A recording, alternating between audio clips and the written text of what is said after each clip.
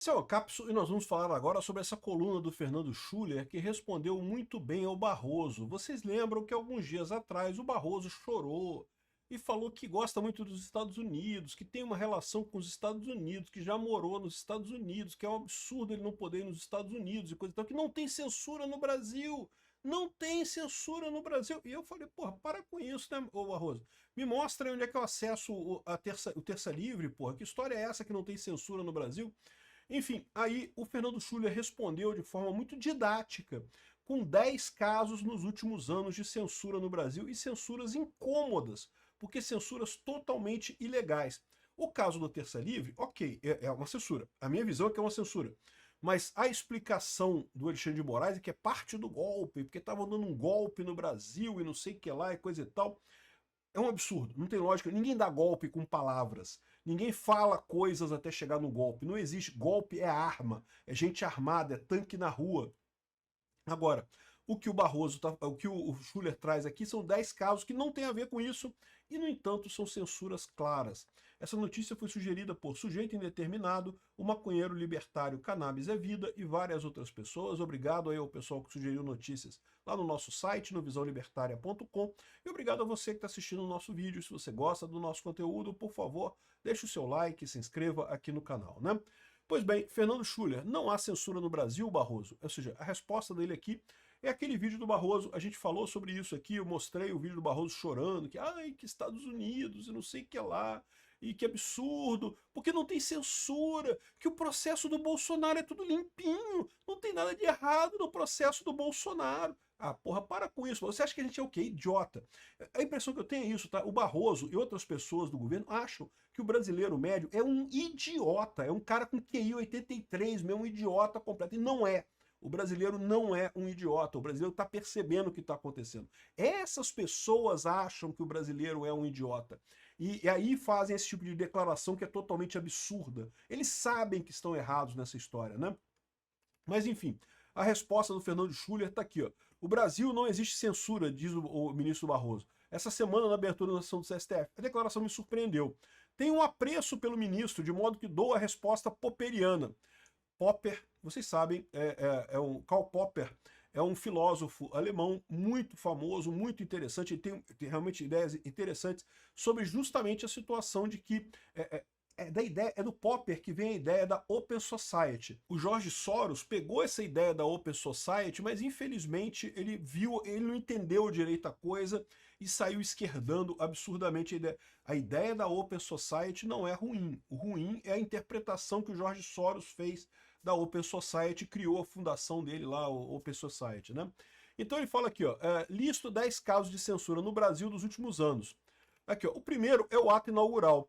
Muita gente acha que os inquéritos surgiram para salvar a democracia, mas não, foi para censurar uma revista em 2019, que é o caso do... Vocês lembram? O amigo do meu pai. Foi o primeiro caso. Foi aí, nesse momento, que a censura toda começou aqui no Brasil. Foi quando a Lava Jato chegou no STF, no amigo do meu pai, que todo mundo sabe que é o Toffoli, né? E que todo mundo sabe que é envolvido com o PT, era advogado do PT, era ligado ao PT. Todo mundo sabe que a Lava Jato ia achar coisa do Toffoli, é lógico que ia achar, todo mundo sabe que Brasília é uma confusão danada de corrupção para tudo quanto é lado, então evidentemente queriam chegar nisso, e o objetivo do STF, a coisa toda começou quando viram que ia chegar no STF, aí eles falaram, não, tem que fazer alguma coisa, temos que fazer alguma coisa, foi isso que começou a coisa. O pessoal diz, né, depois eles falam que não, porque foi os manifestantes bolsonaristas ameaçando Alexandre de Moraes, balela.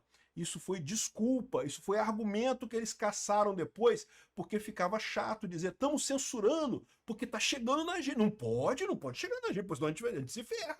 A gente vai parar na cadeia, não pode, temos que dar um jeito de parar essa parada. E o mais importante dessa história é que você pode dizer que não, que é uma teoria. Não, não é teoria, não, a gente sabe. Pelo fluxo do tempo dá para saber exatamente o que aconteceu. E lá fora já tem várias colunas, inclusive no Washington Post, falando sobre exatamente isso, a censura no Brasil, o inquérito das fake news, a perseguição contra Bolsonaro, tudo isso começou exatamente quando a Lava Jato chegou no Supremo, chegou no STF, e ia pegar o pessoal, ia pegar o Gilmar Mendes. O Gilmar Mendes mandou abortar uma investigação sobre a FGV, a FGV, Faculdade Getúlio Vargas, tem amplas ligações com o próprio Gilmar Mendes, né? Imagina o que não iria sair dessa história toda, né? Aí, depois vem o caso do PCO, um tweet que quase ninguém leu, um ataque ao STF, quem sabe em nome da justiça soviética. E o minúsculo Partido Comunista foi apagado. O PCO é o Partido da Causa Operária, é um partido esquerdista. Eu não tenho nenhuma amizade com o PCO, não compartilho os ideais do PCO, mas verdade seja dita, nessa questão da liberdade de expressão, o PCO está absolutamente certo. E foi justamente por isso, foi perseguido pelo STF, né? O terceiro é o professor Marco Sintra, um tweet elegante sobre o resultado de algumas urnas. Nenhum ódio, apenas o direito de questionar alguma coisa na internet. Marco Sintra é um professor que questionou a questão das urnas eletrônicas. E eu sempre deixei claro aqui, eu não vi nada de errado na eleição de 2022 em termos de urna eletrônica, mas as pessoas têm o direito de questionar. É lógico que tem. Veja, um processo eleitoral, o principal objetivo do processo eleitoral, as pessoas acham que o principal objetivo de uma eleição é eleger o presidente, ou eleger o senador, ou eleger sei lá quem que seja. Não! O principal objetivo de uma eleição é a pacificação social. É você conseguir achar um grupo de pessoas para comandar o país sem que isso revolte a população absurdamente. E como é que se faz isso? Exatamente, o mecanismo que tem é você ter a votação, né? Porque você, por mais que você tenha o seu candidato tenha sido preterido, a pessoa que ganhou a eleição seja uma pessoa que você não gosta, mas foi a votação, você vê que teve um mecanismo ali, todo mundo votou e coisa e tal. O objetivo é isso, é a pacificação. Como que você tem pacificação se as pessoas são, são punidas por meramente perguntar? E aí, peraí, o que aconteceu aqui? O que é esse negócio aqui?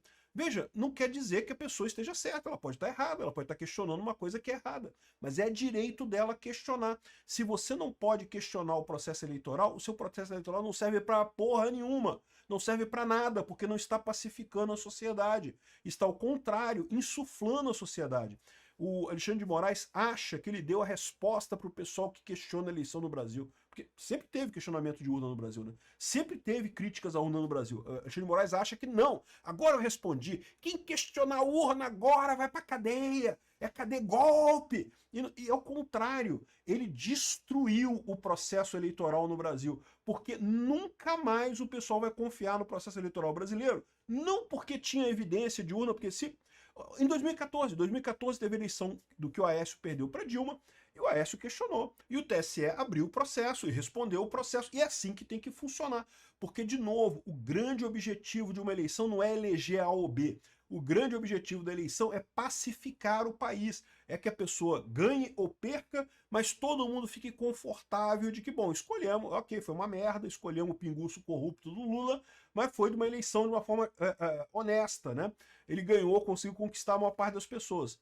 O Alexandre de Moraes não conseguiu. Ao contrário, ele impediu que isso acontecesse ao usar um mecanismo autoritário. É coisa típica de gente burra, de achar que usar força resolve esse tipo de situação. Não resolve, piora a situação, né? Enfim, o Marco Sintra tá longe de ser bolsonarista radical. Fez um questionamento da urna, não pode. Né? O próximo é o deputado Homero Marchese. A gente falou sobre esse caso também. O cara que, aliás, tem mais documentação agora, com a informação da Vaza Toga, do Eduardo Tagliaferro, mostra que a censura a ele foi objeto de um erro do pessoal lá do TSE, né? O AED, a Assessoria Especial de Enfrentamento à Desinformação e não sei o que lá, eles entenderam errado um tweet de uma outra pessoa achando que era do deputado Marchese e isso motivou a censura ao cara. Olha o absurdo da coisa. Né? E isso hoje está tudo comprovado. Né? E, no entanto, o cara foi censurado. E quando ele entrou na justiça para exigir reparação, qualquer pessoa que é processada de forma indevida por erro judicial, ela tem o direito de exigir reparação. De novo, faz parte do Estado Democrático de Direito. O que aconteceu? O juiz, na primeira instância, deu o direito a ele. Não, é verdade, você tem direito à reparação, tem direito à indenização. O Alexandre de Moraes colocou o juiz em uma auditoria do CNJ e proibiu o juiz e sobrepôs a decisão do juiz. Cara, uma coisa absurda. Tipo, quem manda nesse país eco aqui de merda sou eu. Eu sou o único juiz desse país. Eu que decido tudo. Uma coisa que não tem sentido algum do ponto de vista jurídico ou do direito, né? O Homero Marchese divulgou um protesto em Nova York dentro, ele estava no Paraná, mas foi censurado, foi proibido, não sei o que lá. A sua indenização foi anulada e o juiz que concedeu essa indenização foi investigado. Curioso caso de uma democracia que não existe censura. Que história é essa, pô? Ficou provado que a censura ao cara foi errada. E o juiz que comprovou isso, que mostrou lá nos autos, não pode, o juiz foi investigado. Olha a situação, o absurdo que está sendo criado por esse STF, né? Aí depois veio a turma do WhatsApp, um grupo privado, o caso dos empresários lá, né? Um sujeito diz que prefere uma ditadura à eleição de um deputado. Bobagem, mas não é crime. Né? Os demais, nada. Um deles, o Luciano Hang, 2 anos de censura por dizer coisa nenhuma.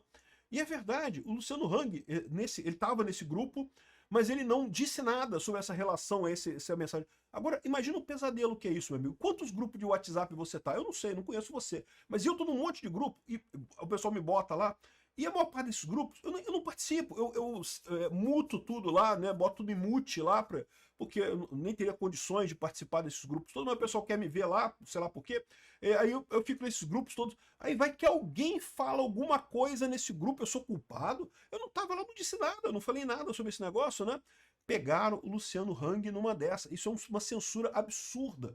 Na verdade, pegaram ele por quê? Porque teve a reportagem em 2018 da Patrícia Campos Melo, do Estadão, acusando, não porque existe uma grande disparo em massa de WhatsApp financiado pelo Luciano Hang, ela tirou isso, não sei de onde que ela tirou essa história, porque não tem nada, nenhuma base na realidade. O STF, a Polícia Federal, investigou isso a fundo, não chegou a porra nenhuma, nenhuma evidência de nada, mas ficou essa ideia de que o Luciano Hang financia o Bolsonaro, né?